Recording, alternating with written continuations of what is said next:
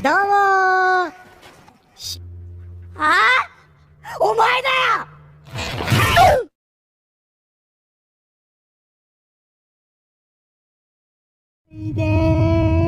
Sun dan kawan-kawan tiba di sebuah ruangan yang berisikan salju.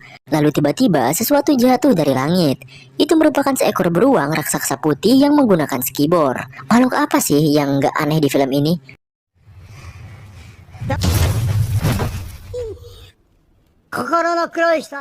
Oh iya, sebelum lanjut, mari kita berkenalan dulu dengan orang-orang baru.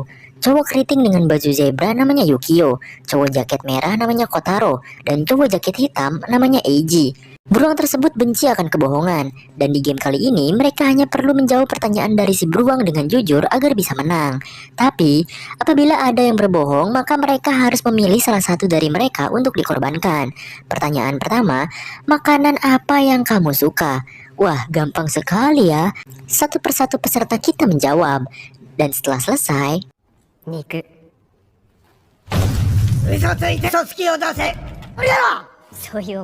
tiba-tiba si beruang mencium sesuatu dan mengamuk. Dan bilang kalau ada yang berbohong di antara mereka.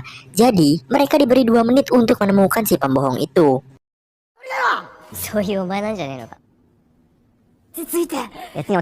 Para peserta kita berkumpul, tapi kalau dalam keadaan hidup dan mati seperti ini, jelas mereka tidak bisa tenang dan saling menuduh.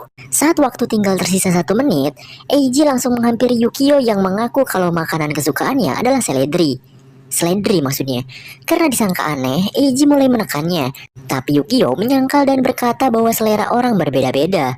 Si beruang mengumumkan kalau waktunya sebentar lagi habis. Lalu kemudian Eiji menunjuk Yukio untuk dikorbankan. Bukan hanya Eiji, tetapi Kotaro dan bahkan Takeru ikut-ikutan menunjuknya. Setelah diputuskan, si beruang langsung menyiapkan tinjunya. Dan kemudian menghantam Yukio dengan kepalan tangannya.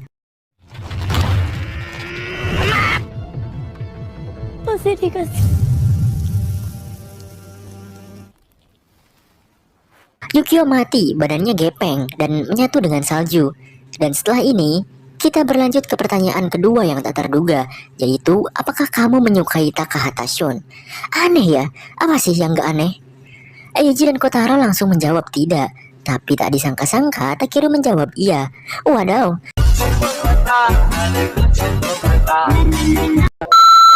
Sekarang giliran para cewek. Tapi sebelum menjawab, Ichika cari-cari alasan dulu dan berkata kalau mereka memang selalu bersama dari kecil.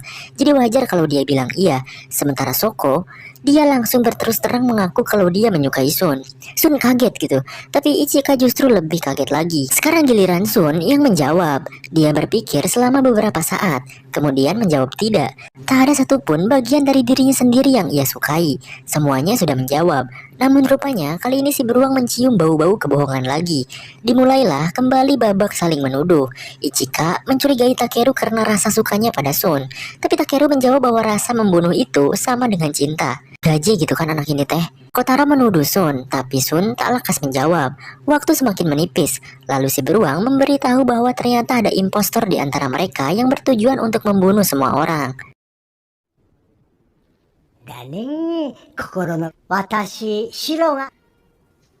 Kotaro angkat bicara, lalu kemudian dia menuduh Soko, karena dialah satu-satunya murid yang sekolahnya berbeda.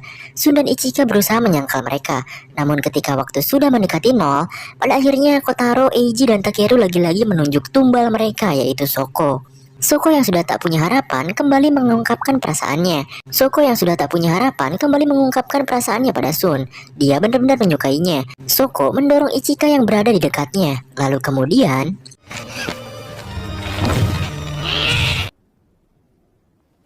Soko kini bernasib sama dengan Yukio, dan satu-satunya yang tersisa darinya adalah kalung serpihan gelas yang ia kenakan untuk mengenang memori Soko bersama Sun. Sun terbelalak tak percaya, ia pun menjerit. Si beruang hendak melanjutkan permainan, namun Sun menghentikannya.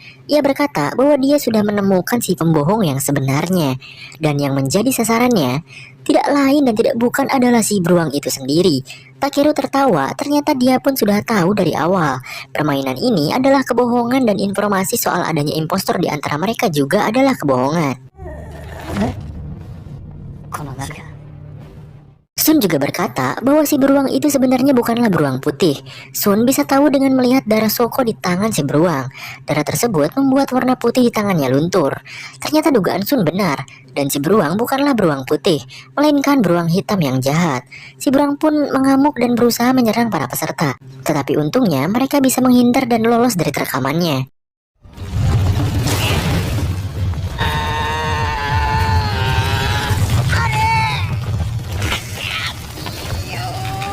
Pada akhirnya, si beruang putih berganti warna jadi hitam, kemudian mengumumkan para pemenang di permainan kali ini. Sun meraih kalung milik Soko, dan tiba-tiba tempat yang mereka pijak berganti. Kini mereka berada di sebuah kastil dengan pernak-pernik Rusia. Kotaro angkat bicara, dia menebak-nebak permainan apa yang akan mereka hadapi kali ini. Lalu kemudian, salah satu gear bergerak dan pintu kastil pun terbuka. Dari dalam sana keluarlah sebuah boneka kecil yang berasal dari Rusia, yaitu Matroiska. Boneka tersebut beranak jadi 3, kemudian mulai menjelaskan permainannya. Permainan terakhir kali ini adalah tendang kaleng. Peraturannya adalah orang yang jaga pertama harus mengambil kaleng yang ada di atas sana. Kemudian, dia harus mencari pemain lain yang bersembunyi. Kalau ketemu, maka penjaga harus melihat wajahnya dan meneriakkan namanya, lalu kemudian menginjak kalengnya. Setelah itu, si penjaga harus memasukkan mereka yang tertangkap ke dalam penjara. Dan apabila ada yang masih belum tertangkap, maka dia bisa menendang kaleng untuk menyelamatkan para tahanan. Tetapi tentu saja menyelamatkan orang ada bayarannya. Si penendang akan mati terkena ledakan dari kaleng yang dia tendang.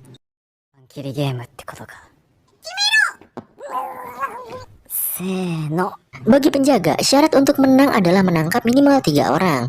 Dan batas waktunya adalah sampai matahari terbenam. Salah satu boneka mengeluarkan stik dari mulutnya untuk menentukan siapa yang jadi penjaga. Dan sialnya, yang jadi penjaga pertama adalah Takeru, orang yang paling berbahaya di antara mereka semua. Permainan pun dimulai. Kotaro dan Eiji langsung berlari untuk bersembunyi. Sekarang tugas Takeru adalah mengambil kaleng yang berada di atas. Tetapi bukannya baik untuk mencari, justru dia malah menendang salah satu boneka untuk menjatuhkan kaleng tersebut. Dan itu berhasil.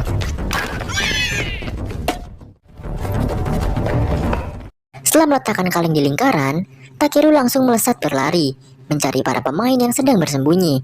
Kotaro dan Eini sudah bersembunyi dan mereka percaya diri. Tetapi sesaat kemudian, tiba-tiba Takeru sudah ada tepat di hadapan mereka. Mereka berusaha melakukan perlawanan, tapi tentu saja semua itu sia-sia di hadapan Baginda Takeru.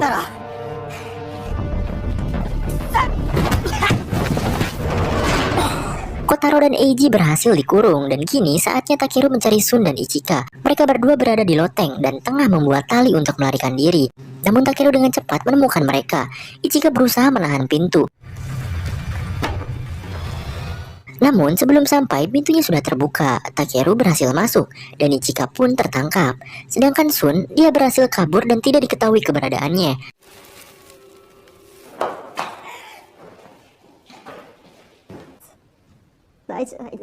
Waktu masih berjalan, dan kini matahari sudah mulai terbenam. Sun masih bersembunyi, dan dia juga kebingungan. Takeru tiba-tiba berteriak. Dia membujuk Sun untuk keluar, dan dia berkata bahwa dia sama sekali tidak akan menangkapnya. Ichika ikut berteriak meminta Sun agar tidak percaya pada perkataan Takeru dan tidak keluar dari persembunyiannya.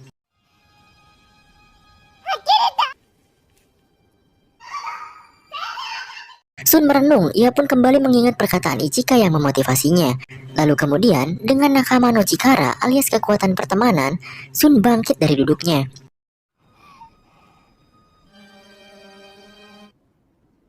Takeru kembali memanggil Sun, dan kali ini, Sun meresponnya. Ichika kembali berteriak agar Sun tidak terbodohi oleh omongan Takeru. Tetapi Sun masih tetap muncul, dengan armor besi yang menyelimuti seluruh tubuhnya. Sun berjalan dengan lambat karena beban di armornya. Dia menentang Takeru dan berjalan ke arahnya. Takeru ikut maju menghampirinya, tetapi Sun justru malah berbalik dan berusaha kabur darinya.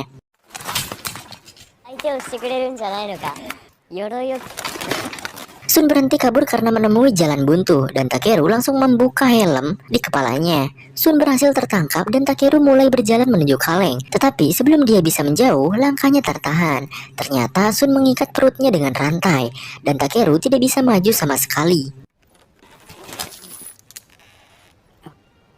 冗談は Sun mulai bergumam. Ia berkata bahwa dirinya bodoh karena berdoa pada Tuhan untuk menghancurkan dunia hanya karena bosan.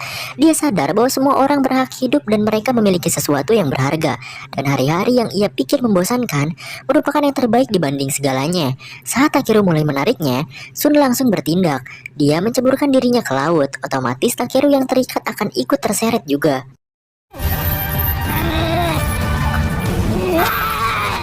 Takeru berhasil bertahan dan mulai menarik armor Sun. Tetapi ajaibnya, Sun sudah tak ada lagi di dalamnya. Sun yang telah melepaskan armornya memanjat tembok kastil dan kembali naik ke permukaan. Dia tampak lesu dan tak bertenaga. Tapi dia terus berusaha bangkit dan menyelamatkan teman-temannya. Sementara Sun masih berusaha untuk berjalan. Takeru hampir berhasil mengangkat armornya. Tak lama kemudian, Sun menghina Tuhan dan berlari. Tetapi di saat bersamaan, Takeru yang sudah lepas ikut berlari juga. Ichika berteriak, dan pada akhirnya Sun berhasil menendang kaleng lebih dulu daripada Takeru. Kaleng membentur tembok. Sun dan Takeru bersiap untuk terkena ledakan. Tapi ternyata, kaleng tersebut fine-fine aja.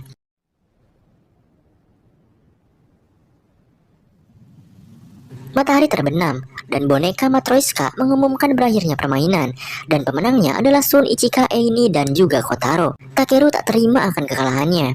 Dia mencengkram salah satu boneka dan berkata kalau dia tidak ingin mati. Tetapi kemudian boneka itu tertawa. Dia berkata bahwa dari awal juga tak ada yang bilang kalau yang kalah akan mati.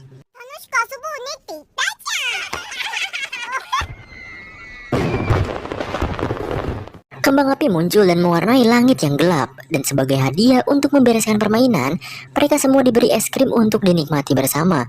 Sun dan Ichika duduk berduaan. Mereka memandangi kembang api sambil menikmati es krim yang diberikan. Sun mengajak Ichika untuk melakukan banyak hal setelah keluar dari tempat ini, dan Ichika menerima ajakan tersebut. Wah, apakah mereka akan resmi jadian?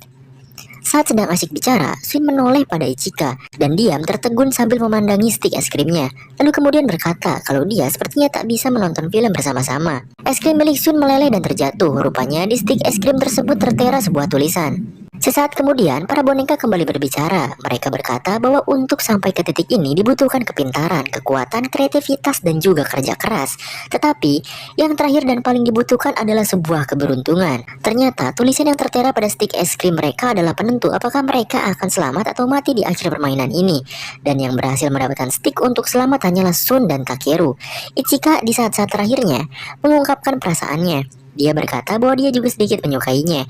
Dengan derayan air mata, Ichika mengucapkan perpisahan terakhirnya. Kemudian, mereka yang tak mendapatkan stik keselamatan mulai dibunuh dan dibinasakan. Bye-bye.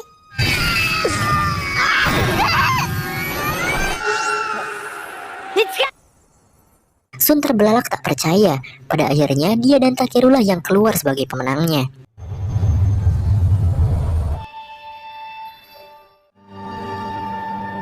Di luar sana, warga Jepang yang memenuhi menara Tokyo bersorak-sorai menyambut kedatangan para anak Tuhan yang berhasil memenangkan pertandingan. Di sisi lain, si otaku Hikikomori mempersiapkan barangnya, dan setelah sekian lama ia pun keluar dari kamarnya untuk menyelamatkan dunia. Ngakunya sih kayak begitu ya. Sementara Takeru tersenyum gembira. Sun berlutut dan berkata, Tuhan itu tidak ada. Tetapi kemudian, salah satu boneka Matroiska menyangkal perkataannya. Dia bergeser, lalu tiba-tiba muncullah seorang pria yang disebut si boneka sebagai Tuhan. Wajah tersebut tampak tidak asing, dan ternyata itu adalah gembel yang sempat kita lihat di pertengahan cerita. Dengan ini, As the God Will pun selesai. Gantung ya? Emang iya? Kalau mau tahu lanjutannya, silahkan baca aja komiknya, karena filmnya belum ada lanjutannya cuy. Jadi, kalau misalkan kalian punya request film kayak begini atau film apapun, bisa langsung komentar di bawah. Nanti bakalan saya list dan saya bakalan buat recapannya. Terima kasih buat kalian semua yang nonton sampai akhir. I love you so much.